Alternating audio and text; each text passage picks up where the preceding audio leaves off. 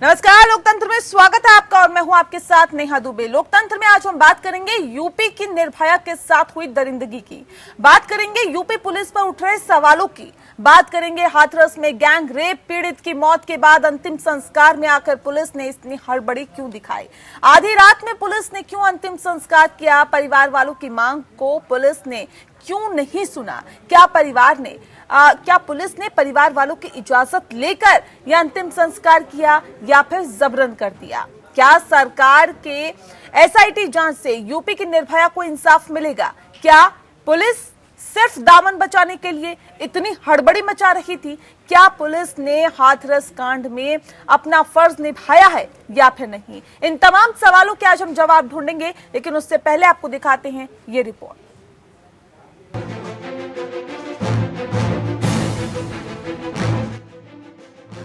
हाथरस की horror story जिसने भी सुनी उसका कलेजा कांप गया।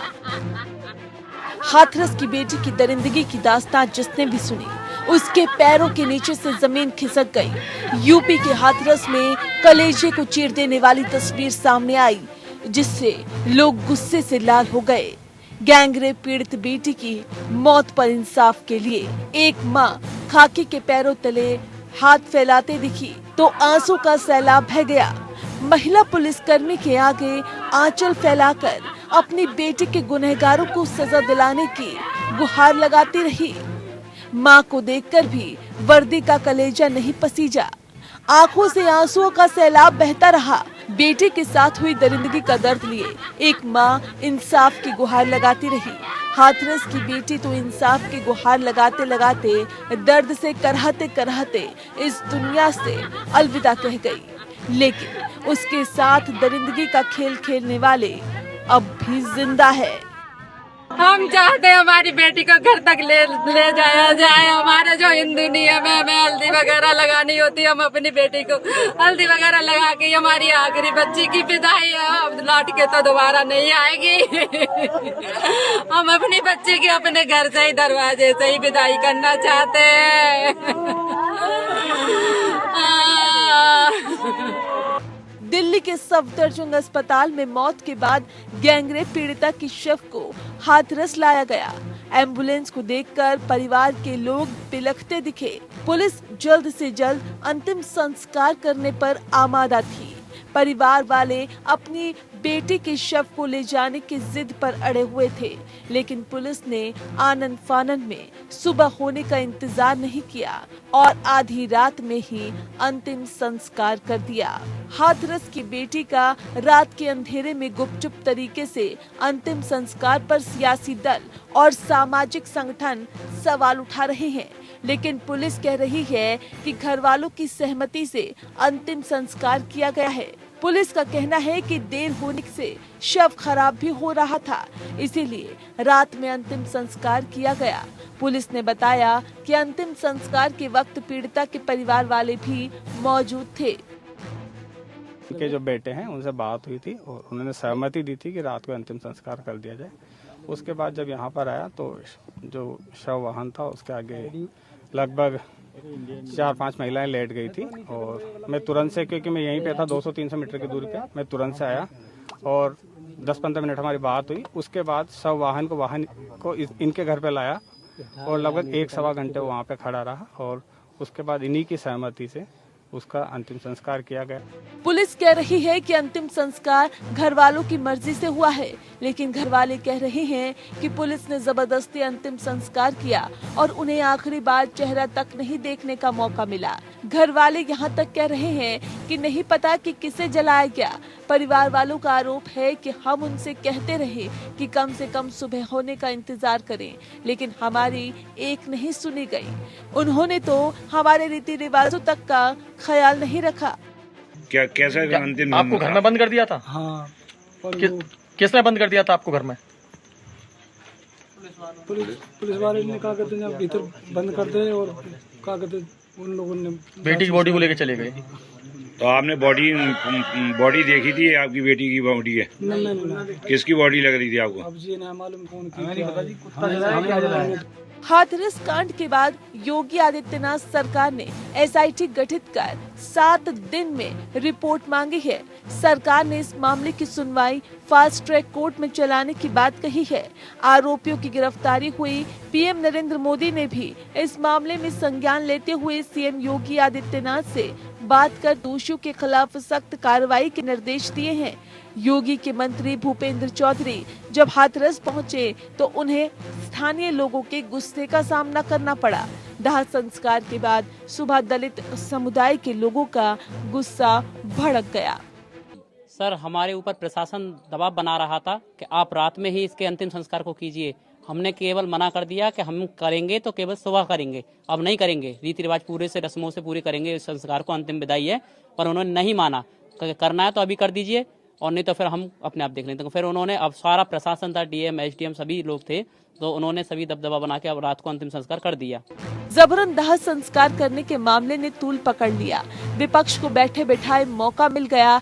इस मामले में विपक्ष ने योगी सरकार को निशाने पर लिया। विपक्ष ने राज्य में कानून व्यवस्था पर सवाल उठाया। बर्बरता तो हुई थी निर्भया के साथ भी, और इसकी बर्बरता सिर्फ बलात्कारियों ने नहीं की, हमारे कानून व्यवस्था ने भी की, प्रशासन ने भी किया। जिस तरह से लड़की को कई टुकड़ों में उसकी एफआईआर हुई, जिस तरह से वो जो मेडिकल सहायता मिलनी चाहिए था, आज उनकी मां कह रही है, पिता कह रहे हैं कि वो नहीं मिली है। इतना संवेदनशील, इतना मानवता से जुड़ा हुआ ये प्रश्न था, सरकार इसमें बहुत लापरवाह रही है। दूसरी चीज ये मैं दोहराना चाहता हूँ, शुरू से हमारी राष्ट्रीय अध्यक्ष बहन मायावती जी दलितों पर हो रहे उत्पीड़न के मामले में प्रश्न उठाती रहीं, सलाह देती रहीं, पर सरकार ने कुछ नहीं सुना। और मैं ये भी कहना चाहूँगा कि प्रधानमंत्री जी उत्तर प्रदेश से सांसद हैं और योगी जी वहाँ के मुख्यमंत्री हैं। ये दोनों लोग हम लोगों के एक तरह से प्रदेश में गार्जियन हैं, और फिर भी इस प्रकार की घटनाएं घट रही हैं। क्या यही बेटी बचाओ बेटी पढ़ाओ प्रोग्राम है? हाथरस के बुलगड़ी गांव में मातम छाया हुआ है। गुस्से से लोग उबल रहे हैं। यूपी की निर्भया के साथ जो हुआ, पूरे हाथरस में उससे गुस्सा है। पुलिस और प्रशासन के खिलाफ गुस्सा है। बुलगड़ी गांव की बेटी के साथ ऐसी हैवानियत हुई कि इंसानियत भी शर्मसार हो गई। 14 सितंबर को हाथरस के बुलगड़ी गांव में जिस दलित युवती के साथ कथित तौर पर गैंगरेप और दरिंदगी हुई थी, उसने सफदरजंग अस्पताल में दम तोड़ दिया। 2 हफ्ते पहले तक मौत से जूझती रही, लेकिन दरिंदों ने उसका ऐसा हाल कर दिया था कि डॉक्टर भी उसे नहीं बचा सके। गांव के 4 युवकों ने दरिंदगी की सारी हदें पार कर दी। वो गुहार लगाती रही, लेकिन किसी ने उसकी एक नहीं सुनी। अब वो इस दुनिया में नहीं है। तो सवाल छोड़ गई है कि क्या गरीब की बेटी होना गुनाह है? क्या समाज में गरीबों को जीने का हक नहीं है? क्या जिंदा रहते हुए इंसाफ नहीं मिल सकता? क्या बेटियों का घरों से निकलना गुनाह है? आखिर बेटियों को कब तक ऐसे दर्द सहने पड़ेंगे? कब तक दरिंदे बेटियों को नोचते रहेंगे? आखिर दरिंदगी का खेल कब तक खेला जाएगा? मयंक विशिष्ट के साथ ब्यूरो रिपोर्ट।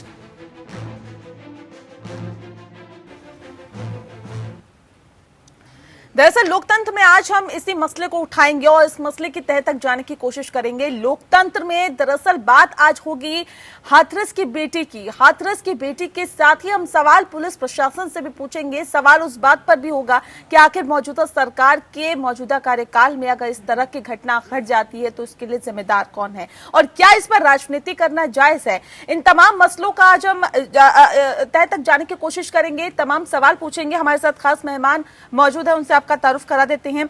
हमारे साथ अवधेश उपाध्याय जी हैं, बीजेपी के नेता हैं। अवधेश जी बहुत स्वागत है आपका। सैफ खान जी हमारे साथ हैं, नेता हैं कांग्रेस के। सैफ जी आपका भी बहुत स्वागत है। विनय सिंह जी हमारे साथ जुड़ गए हैं, नेता हैं सपा के। विनय जी बहुत स्वागत है। सूर्य कुमार शुक्ला जी हमारे साथ जुड़ गए हैं, पूर्व आईपीएस है। सूर्य कुमार जी आपका भी बहुत स्वागत है। आलोक सिन्हा जी हमारे साथ जुड़ गए हैं, सामाजिक कार्यकर्ता है।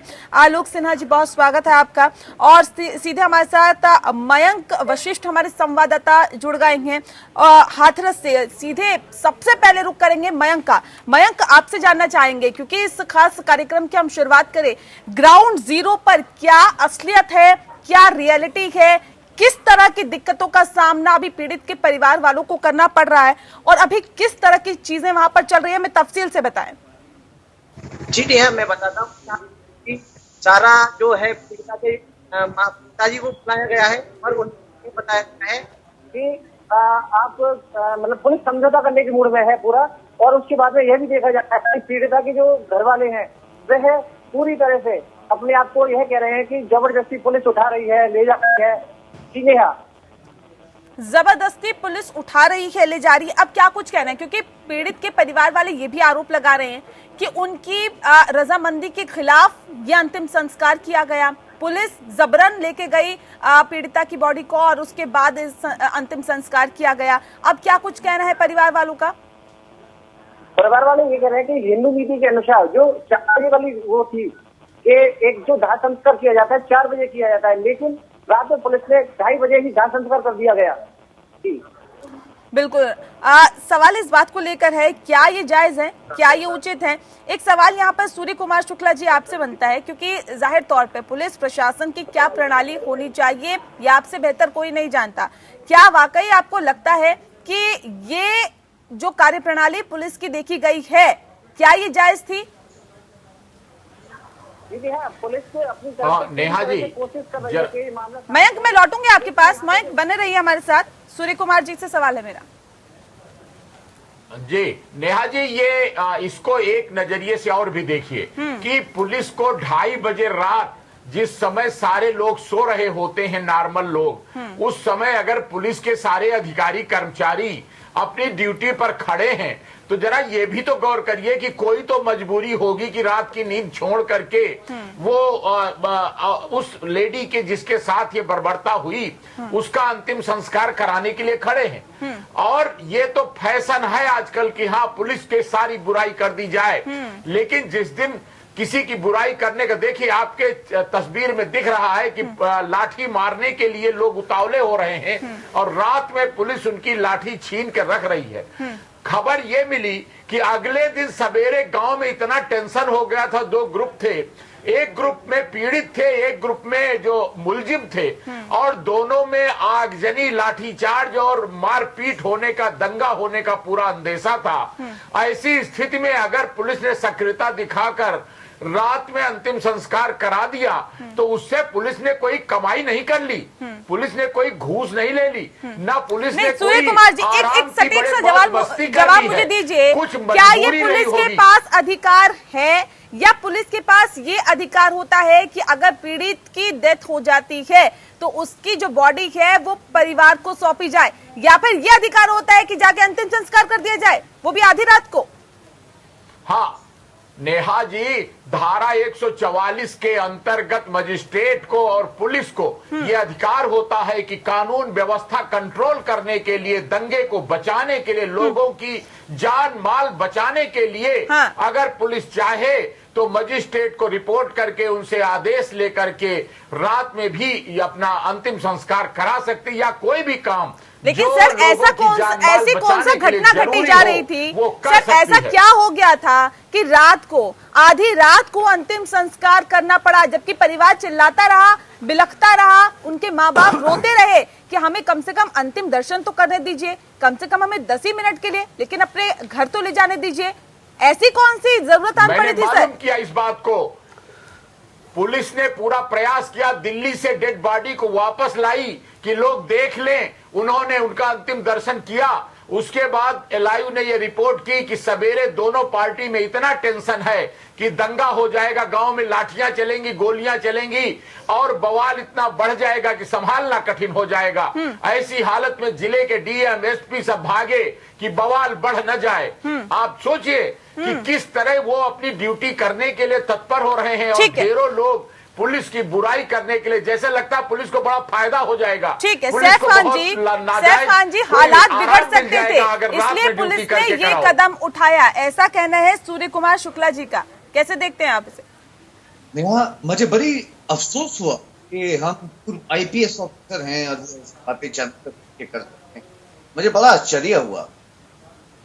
खुद के घर में मैं ये बोलना चाहता हूँ साहब के साथ, आपको माँ बहनों की फिर आदर और सम्मान होना चाहिए। आज जो ये आप बात कर रहे हैं कि जो है दंगे भड़क जाते, क्या दंगे भड़क जाते साहब? आपने ये देखा कि उसकी माँ कैसे बिलक बिलक के रो रही थी?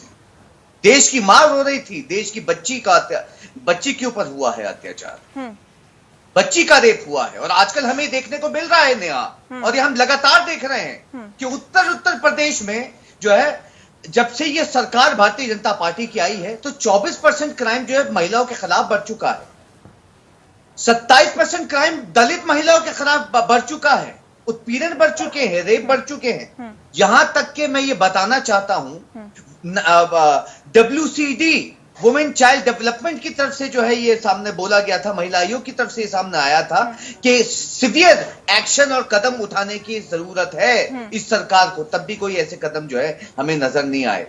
आज दूसरे देश हमारे देश के बारे में देख के क्या कह रहे हैं, क्या मैं बताना चाहूंगा।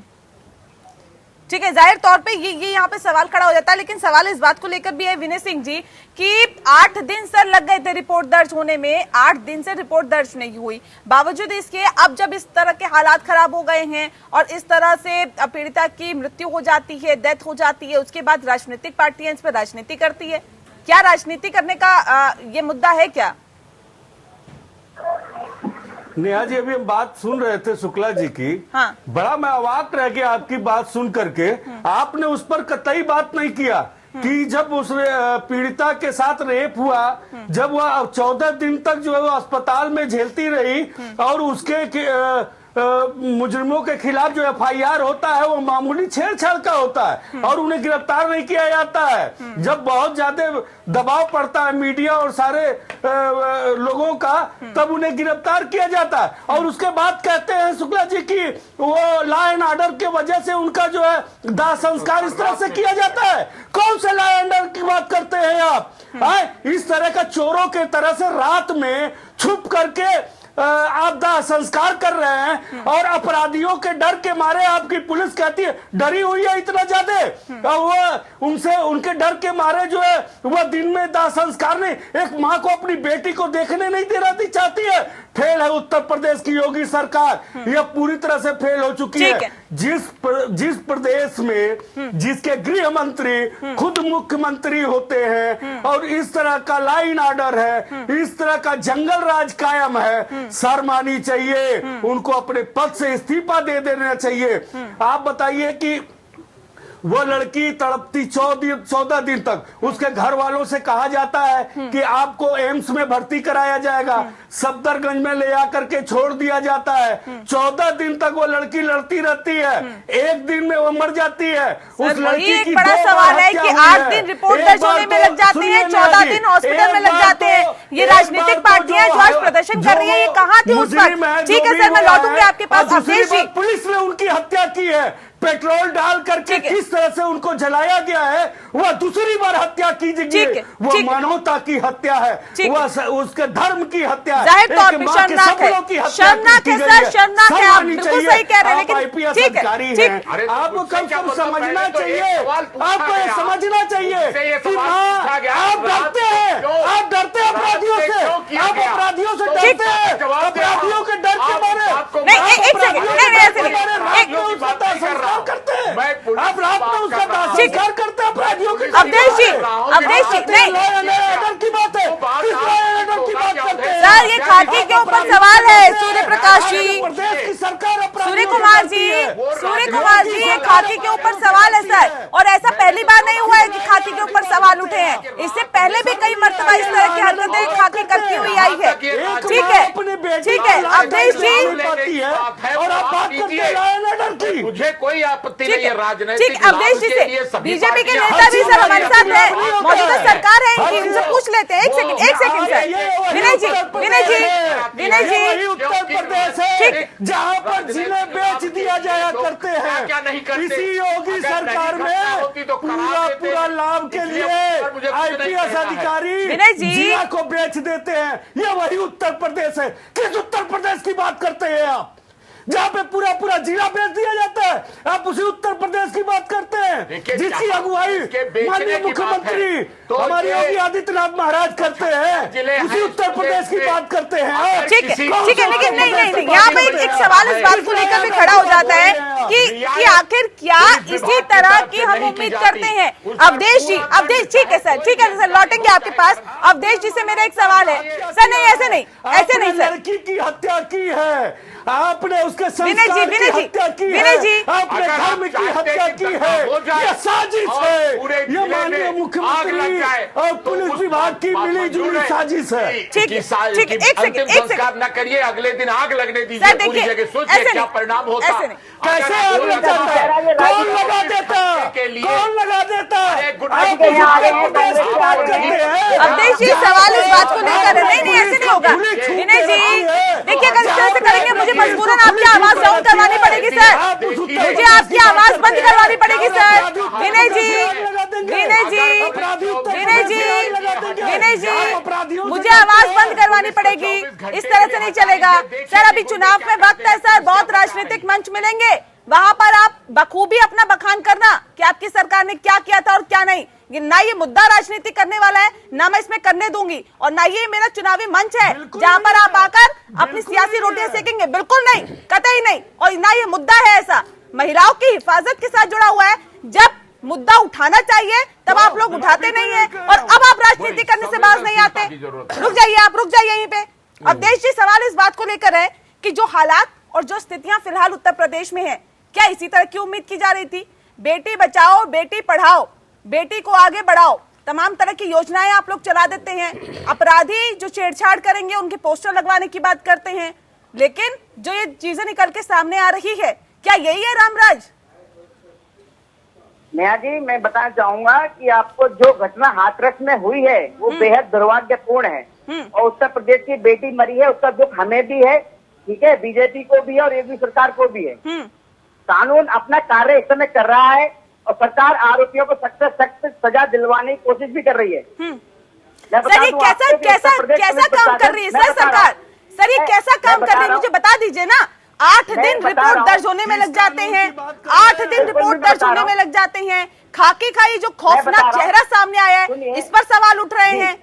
क्या यही इसी तरह की उम्मीद की जाती है क्या सर? मैं बता रहा हूँ, सुनिए तो सही। उत्तर प्रदेश पुलिस प्रशासन जो है पूर्ण रूप से एक्टिव है, और साथ ही योगी जी इस केस को मॉनिटर कर रहे हैं, मैं ये बता दूं आपको। इसीलिए योगी जी ने अभी जो है वो बनाया, एक विशेष जांच दल बनाया है, जो कि आने वाले 7 दिनों में उसकी पूरी रिपोर्ट देगा, ठीक है। जल्दी जल्दी जो आरोपी और जो मेन आरोपी है जिन्होंने ये कांड किया है उनको सजा मिल सके। और ये जो समाजवादी वाले पार्टी वाले जो बोल रहे हैं, क्या नाम है इनका, किरण सिंह जी, तो मैं ये बताना चाहता हूँ, चलो ठीक है, अच्छी बात है, सत्ता में बीजेपी है तो सवाल जायज है, आपका भी और इनका भी, ठीक है। लेकिन जरा सपा सरकार से तुलना कीजिए महाराज, जो बैठे हैं यहाँ पे समाजवादी पार्टी का पक्ष लेकर, कितनी पहले कितनी घटनाएं होती थी, आप कितनी घटनाएं हो रही हैं। ठीक है सर, ये जवाब नहीं है, ये जवाब नहीं है। दूसरों के बारे में गेंद मत फेंकिए सर, ये जवाब नहीं है। आप मौजूदा वक्त में आप सत्ता पर काबिज है, और आपसे इस तरह के जवाब की उम्मीद कतई नहीं की जाती सर, ठीक है।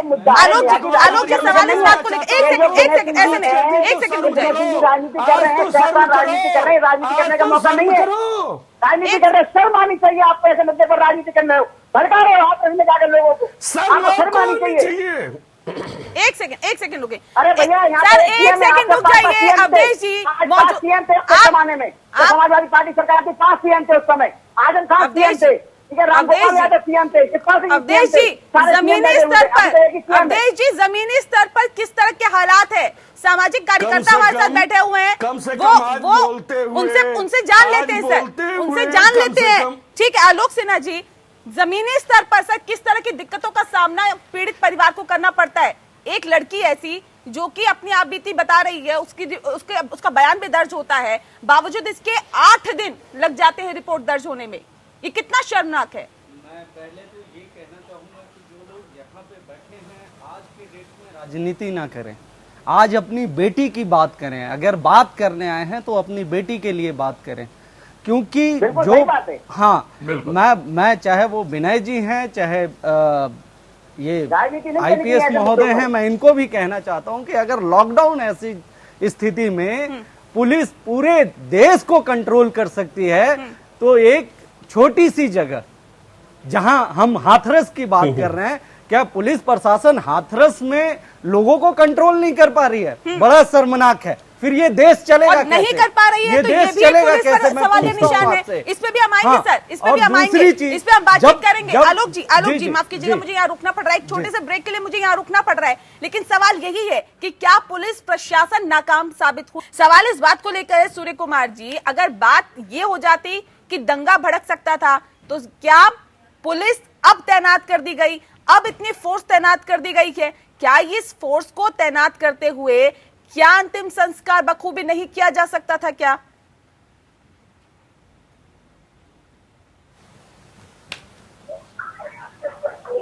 सूर्य कुमार जी। जी जी नेहा जी कृपया बता दीजिए। मैं देखिए, मेरा बहुत स्पष्ट मत है कि जो इसमें एसआईटी गठित की गई है वो जांच करेगी 8 दिन के अंदर, और अगर कोई पुलिसकर्मी की इसमें जो सूचना मिल रही है कि किसी ने ढिलाई की, किसी ने बदतमीजी की, किसी ने लापरवाही की, तो उनको कठोर दंड मिलना ही चाहिए। एसआईटी गठित कर दी है, रिपोर्ट आएगी, जांच की जाएगी, सर ठीक है, सब चीजें ठीक है सर। मुझे इतना बताइए सर कि जब ये हालात और ये सिचुएशन होती है किसी भी मामले में, तो सर क्या इस तरह के मामलों में ऐसा नहीं होता? जब जम्मू कश्मीर जैसे मसले को फोर्स तैनात करके आप सुलझा सकते हैं या वहां पे फोर्स तैनात की जा सकती है और फिर कोई दंगे नहीं भड़कते, तो सर हाथरस कोई बड़ा मसला था क्या? क्या यहाँ पे फोर्स तैनात करके क्या एक अंतिम संस्कार परिवार को विधि विधान के साथ करने की इजाजत नहीं दी जा सकती थी क्या? नेहा जी, आपने जो मुझसे सवाल पूछा था कि पुलिस ने ऐसा क्यों किया होगा, तो मैं अपने पूर्व अनुभव से आपको बता रहा हूं कि ऐसा इसलिए पुलिस करती है। मैं उसको कोई जस्टिफाई नहीं कर रहा हूं, मैं कोई जांच में नहीं बैठा हूं। अगर कोई आदमी, कोई पुलिसकर्मी गलती करता है और लापरवाही करता है, अपने अधिकार से लोगों को प्रताड़ित करता है, तो उसे समय समय पर आपने देखा कि पुलिस विभाग दंडित करता है। और यहां तक कि अधिकारी भी अगर कोई बदमाशी बदतमीजी करते हैं तो वो भी दंडित किए जाते हैं सर, उसमें कोई लाग लपेट नहीं है। लेकिन सर, इतना बड़ा कदम, ये इतना बड़ा कदम लोग उत्तेजित होकर गांव में आगजनी कर देते तो क्या आप खुश होती? गांव में बवाल बढ़ जाता। पुलिस ने ज्यादा मेहनत करके रात में ही पहुंचकर उसका अंतिम संस्कार करके कंट्रोल किया स्थिति को। इस तरह के जब मामले, इस तरह के जब मामले होते हैं, दंगा भड़कने वाली बात होती है। ठीक है, आलोक जी कुछ कहना चाह रहे हैं? जैसे मैं उन पुलिस वालों की पैरवी कर रहा हूँ, ऐसा नहीं है। ठीक है आलोक जी। हाँ, शुक्ला जी से मैं पूछना चाहता हूं कि शुक्ला जी, आपने अपने उम्र में कितनी बार देखी है कि हिंदू धर्म में रात को संस्कार किया गया? अगर पुलिस को इतनी ही डर थी तो उन्होंने दिल्ली में क्यों नहीं रोका? मैं शुक्ला जी से ये सवाल करना चाहता हूं। ये आलोक जी, ऐसा नहीं है कि मुझे मिनट टू मिनट की कोई प्रोग्रेस रिपोर्ट आ रही है। मैंने ये जो कारण हो सकता है वो आपको बताया, और ये भी बता सकता हूं कि वहां दिल्ली से लाने का कारण यही हो सकता है कि उन्होंने परिवार के लोगों को, जो मृतक लड़की थी, उसको दिखाना चाहा, और उसके बाद यहां आने पर उनको लगा कि सुबह इस मामले में पीड़ित पक्ष के सहानुभूति में लोग जुड़ जाएंगे, और ऐसे मामलों में अगले दिन मुलजिमों का घर जला डालते हैं, आगजनी कर देते हैं और बवाल दंगा बढ़ जाता है। सर, दंगा अगर बढ़ जाता है तो क्या पुलिस नाकाम होती है क्या उसे रोकने के लिए?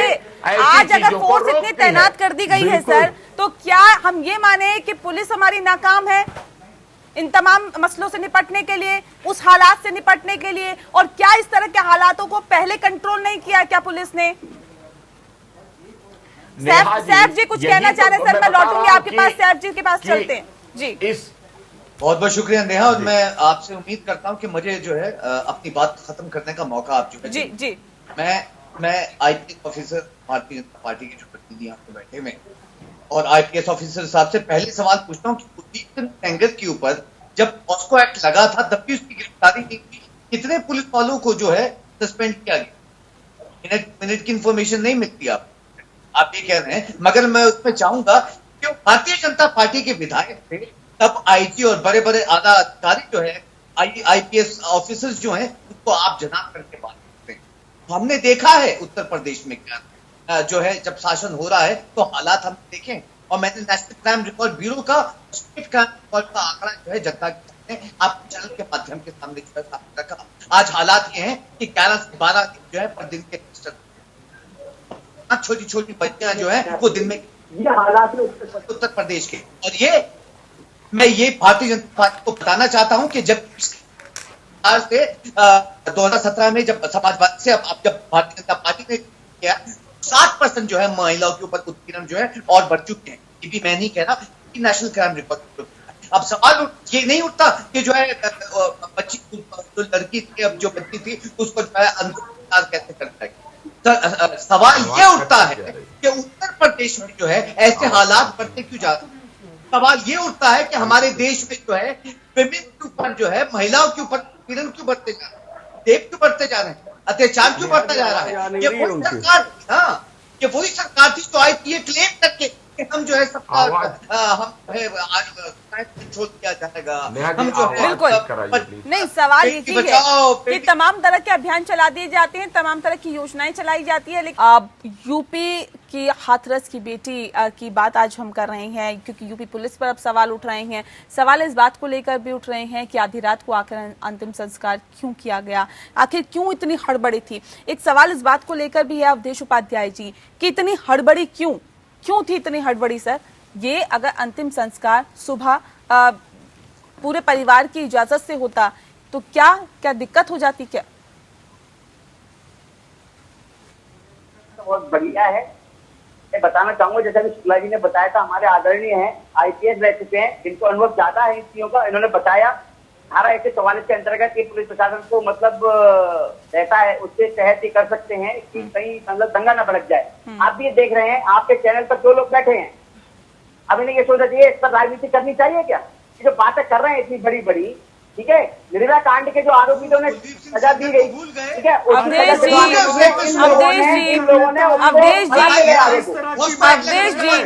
आधी रात तो छोड़िए सर, एक सेकंड करता हो, ऐसा है राजनीति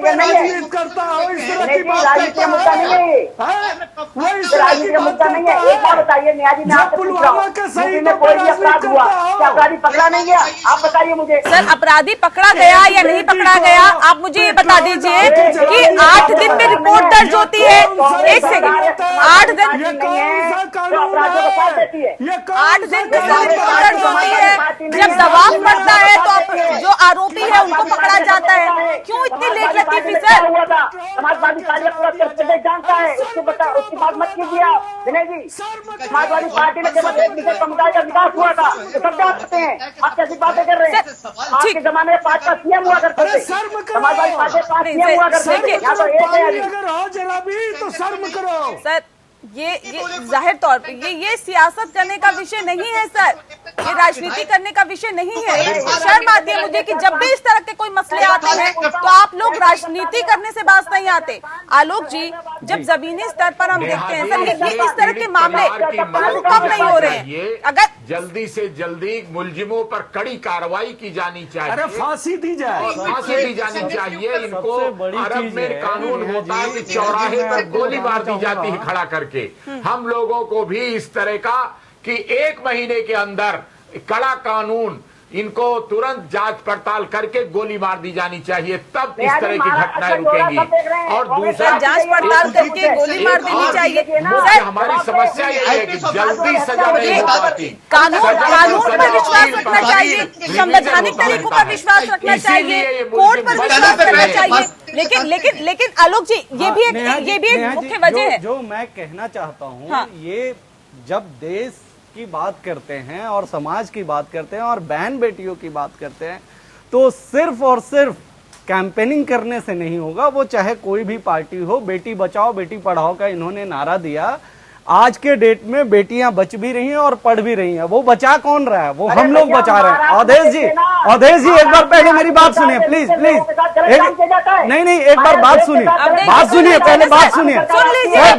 आप सत्ता में हैं, आपको बात सुनना चाहिए, आपको थोड़ा धैर्य रख के, सत्ता में है आप, बात सुनना चाहिए। हम किसी पॉलिटिकल पार्टी से नहीं है, हम यहाँ पे अपनी बहन बेटियों के लिए बैठे हैं क्योंकि हम लोग बेटियों के लिए लड़ाई करते हैं, बेटियों की सुरक्षा रक्षा की बात करते हैं। और बेटी रक्षा देश सुरक्षा की बात करते हैं। जब बेटी रक्षा होगी तभी देश का सुरक्षा होगा, और बेटियों की रक्षा तब होगी जब ये राजनीति करना आप लोग बंद करेंगे।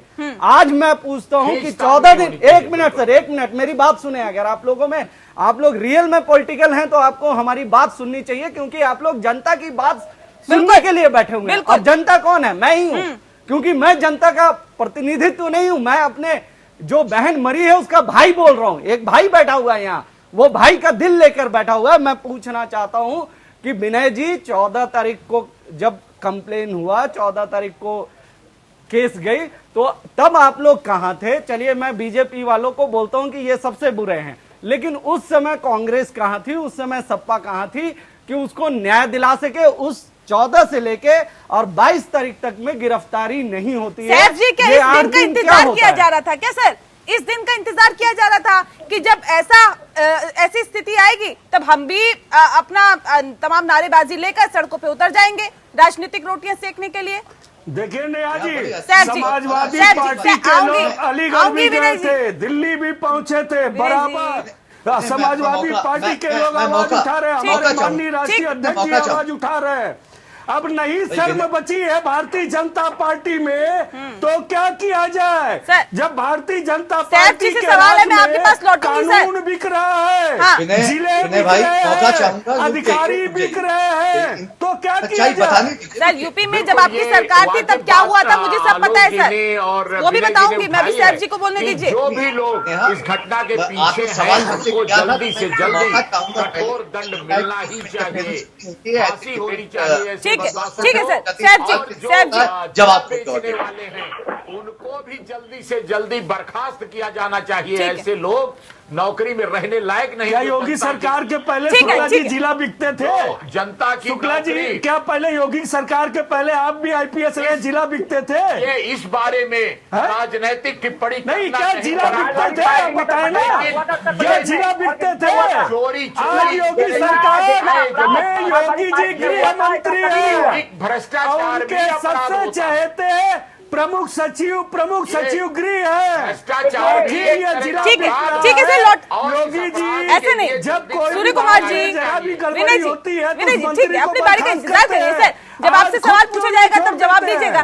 सैफ जी से मेरा सवाल है, सैफ जी को आंसर करने दीजिए। सैफ, देखिए, सबसे पहले नेहा मैं ये बता दूं कि जाहिर सी बात है, रेप जो है वो होते आ रहे हैं, मगर सरकारों का काम होता है रेप और इन सब चीजों के ऊपर कंट्रोल करना जो है, एक स्ट्रॉन्ग गवर्नमेंट देना जो इन सब चीजों को रोकथाम। सर, मेरा सवाल का जवाब दीजिए आप।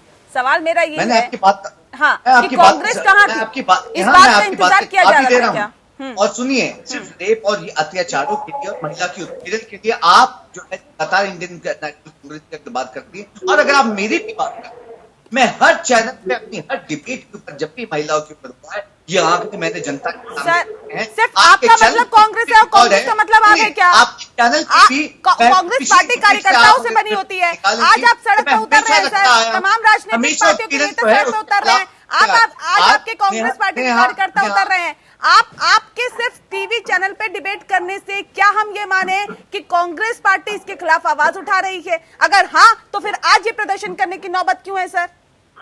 सुनिए, मैंने ये कहा, मैंने अपना रेफरेंस दिया। नहीं, आप अपना नहीं सर, मुझे कांग्रेस पार्टी का बताइए ना। विधानसभा भंग हो चुकी थी, टाइम के अगेंस्ट जो है विधानसभा उठाई, पार्लियामेंट में भी उठाई, लगातार जो है इंडियन नेशनल। और मैं ये बताना चाहता हूँ, क्लियर कर देना चाहता हूँ कि हर मेंबर जो है वो सड़कों के ऊपर इस सरकार के खिलाफ जो है वो प्रदर्शन करता है। क्यों? उनके सरकारों का काम होता है प्रशासन पे लगाम लगा के सही करना। आज मैंने कुलदीप सिंह सेंगर का पूछा, IPS ऑफिसर बैठे हैं, भारतीय जनता पार्टी के बैठे हैं, पोस्टमार्क लगने के बाद 1 साल तक गिरफ्तारी नहीं। क्या इस कानून व्यवस्था की कांग्रेस पार्टी कहाँ थी? आप चुनाव करते, समाजवादी पार्टी कहाँ थी सर? बात करते हैं, समाजवादी पार्टी कहाँ थी? कांग्रेस पार्टी कहाँ थी? आज कहाँ है ये राजनीतिक दल? ये एक बड़ा सवाल हो जाता है। आज राजनीतिक रोटियां सेक रहे हैं, लेकिन क्या वाकई आप लोग महफूजियत के लिए सवाल उठाते हैं? महिलाओं की महफूजियत के लिए सवाल उठाते हैं? महिलाओं की हिफाजत की और बात हाथरस की बेटी की हो रही है। एसआईटी गठित कर दी गई है, एसआईटी अपनी रिपोर्ट सौंपेगी, लेकिन रिपोर्ट से क्या कुछ निकल के सामने आएगा ये वाकई देखने वाली बात होगी। लेकिन अवधेश उपाध्याय जी, सवाल इस बात को लेकर है कि एसआईटी गठित करने से क्या हम अपनी जिम्मेदारियों से इतिश्री कर सकते हैं क्या? जी, मैं बताना चाहूंगा आपको कि इस समय ये जो घटना हुई है बहुत ही मतलब दुर्भाग्यपूर्ण है, मैं बता रहा हूँ आपको। और इस घटना के लिए योगी जी ने एक विशेष गठन किया है, जांच दल का, ठीक है। और ये जो जांच दल बनाया गया है ये 7 दिन में पूरी रिपोर्ट बना कर देगा, ठीक है। और ये जो केस है फास्ट ट्रैक कोर्ट में चलेगा, ये बोला है योगी जी ने। नहीं, फास्ट ट्रैक कोर्ट में चल जाएगा। सूर्य कुमार जी, सवाल इस बात को लेकर है कि हर चीज फास्ट ट्रैक कोर्ट में चल जाएगी। सर, निर्भया का केस भी फास्ट ट्रैक कोर्ट में चला था। सर, निर्भया का केस भी फास्ट ट्रैक कोर्ट में चला था। कई सालों का वक्त लग गया था इंसाफ मिलते हुए।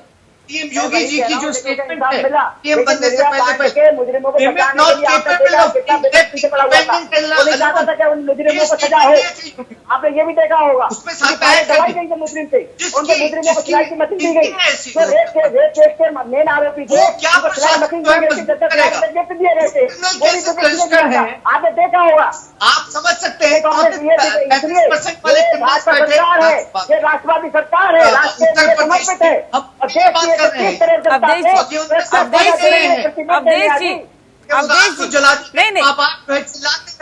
इस तरह से नहीं। ये जो मसला है बहुत गंभीर मसला है सर, इस पर सोचने और समझने की जरूरत है। सूर्य कुमार शुक्ला जी, सवाल इस बात को लेकर है कि फास्ट ट्रैक कोर्ट में चलाने की बात की जाती है, लेकिन सर क्या नहीं लगता कि एक टाइम बाउंड होना चाहिए? निर्भया का केस भी फास्ट ट्रैक कोर्ट में चला, कई सालों का वक्त लग गया, उसके बाद इंसाफ मिला। वो भी कितनी बार, कितनी मशक्कत करनी पड़ी पीड़िता की महिला को, मृतक की माता को, ये वाकई सभी के सामने था।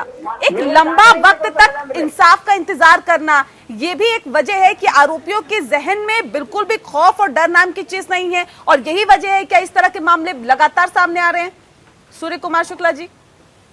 बिल्कुल जी, नेहा जी, मैंने उत्तर प्रदेश के डीजी अभियोजन रह करके ये दर्द बहुत करीब से देखा कि पीड़ित किस तरह असमर्थ हो जाता है और प्राइवेट वकीलों की फौज मुलजिमों को बचाने के लिए खड़ी हो जाती है और किसी न किसी बहाने से मुलजिमों को बचाती रहती है।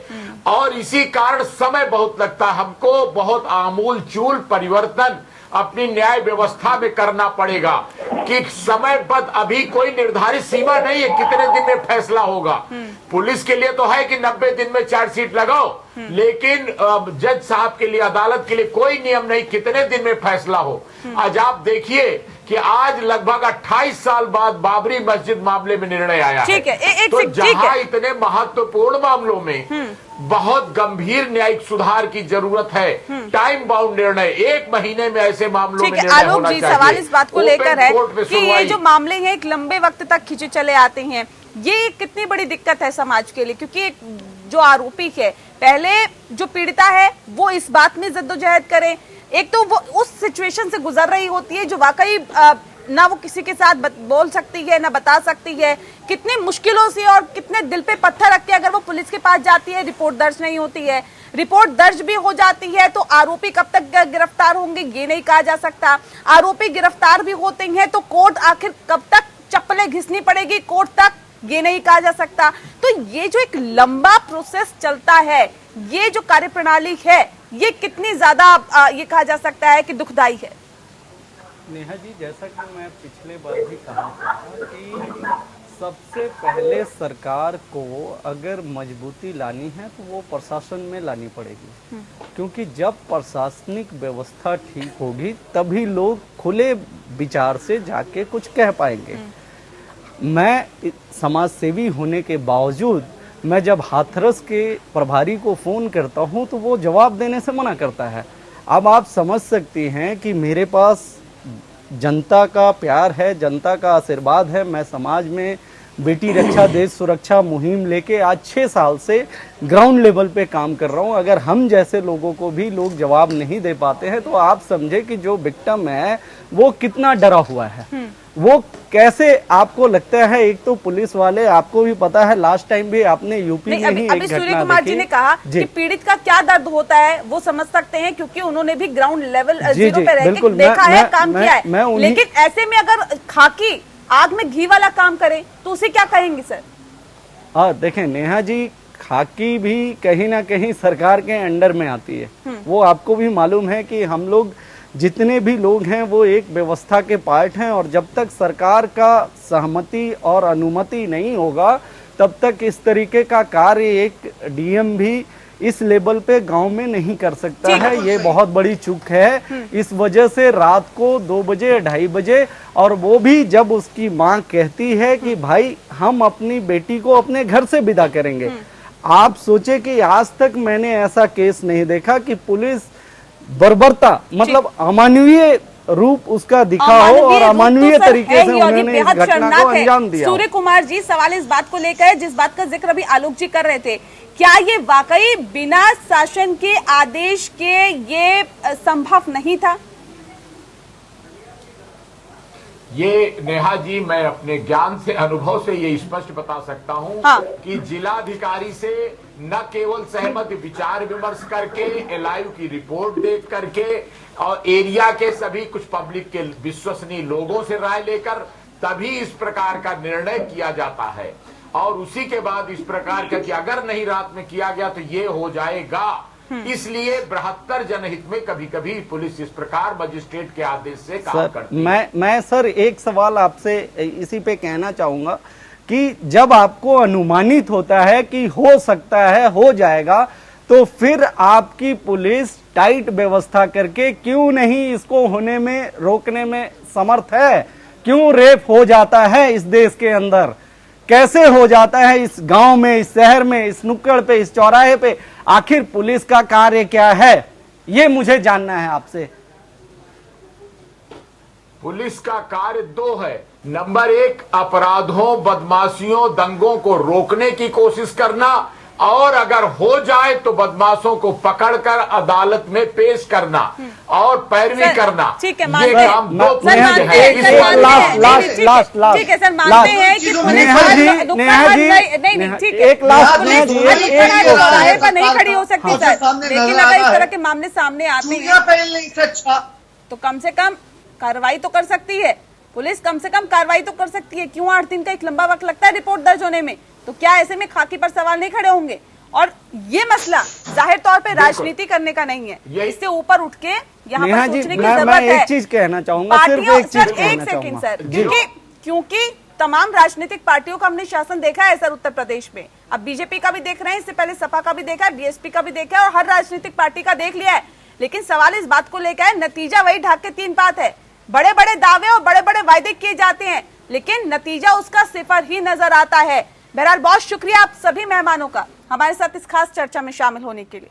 इसी के साथ लोकतंत्र में इतना ही, मुझे दीजिए इजाजत, नमस्कार।